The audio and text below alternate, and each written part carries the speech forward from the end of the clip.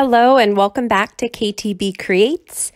If you are new here, please consider clicking that subscribe button and tapping that notification bell so you see all my new videos. And if you wouldn't mind and you love this video, please go ahead and give it a thumbs up. I greatly appreciate all your support. So let's get into our crafts. So today we're going to do a Dollar Tree wall sign. These are some of the items that you will need. I'm trying this Gorilla Clear glue for the first time. 4 Dollar Tree signs, this Hello World sign as well. And then the contact paper I actually got from Walmart. So it's a huge roll. I'll have it for a long time. So you're gonna first start out by cutting off the twine that's the sign holders at the top of the signs. And we are just gonna start to take all of our pieces and glue them together with that Gorilla Glue.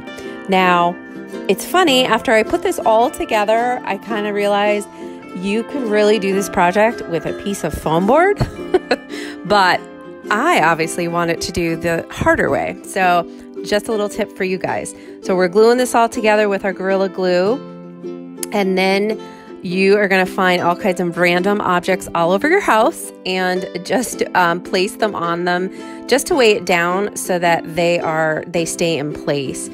I thought this was funny because this is what it looked like while it was drying. And you definitely want to go in and add some extra glue and let it dry overnight. The next day, I was really impressed with how sturdy the sign was. The Gorilla Glue worked fantastic. So we're going to take our contact paper. I cut it to size with about an inch overlap so you can fold the contact paper onto the back side. And we are just going to start attaching the contact paper to our signs.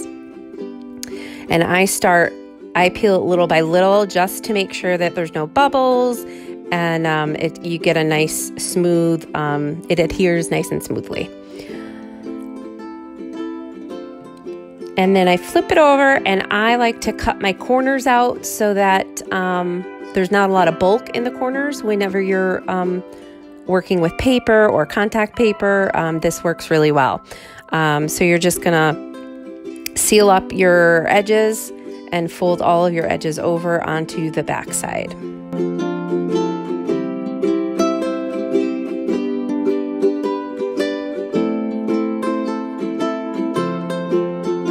I'm just sticking a scissor through, you find the 2 of the holes at the top of the sign that were already in the boards underneath, because that's how we're gonna hang this sign.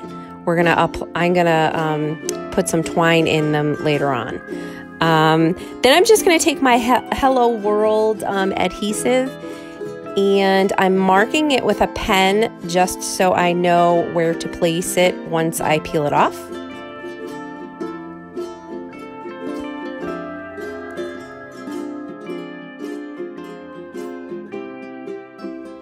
And then I'm just eyeballing it because I like to live life on the edge. So that's how I apply it.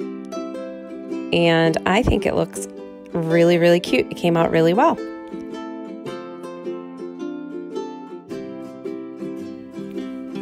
So now I just went ahead and made a little bow with some burlap ribbon that I got from the Dollar Tree. I also cut this piece of ribbon the width of the Hello World sign. I'm using just 2 little pieces of string that actually frayed off of this ribbon to just tie this one ribbon in the middle, just with a knot. And then you cut off the excess. And then we're actually going to go ahead and hot glue both pieces to our sign.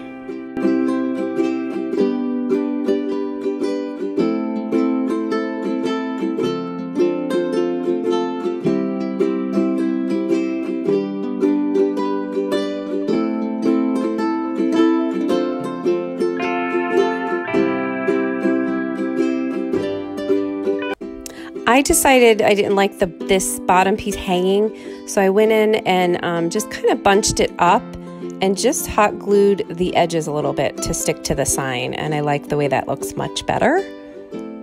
And I'm so excited with how it turned out. I just did one string of twine at the top as a hanger. I think it looks so cute. It looks like a farmhouse type of a sign. I'm going to use this in my master bedroom, and I am thrilled with how it looks. Let me know in the comments what you think. I always like to hear your feedback.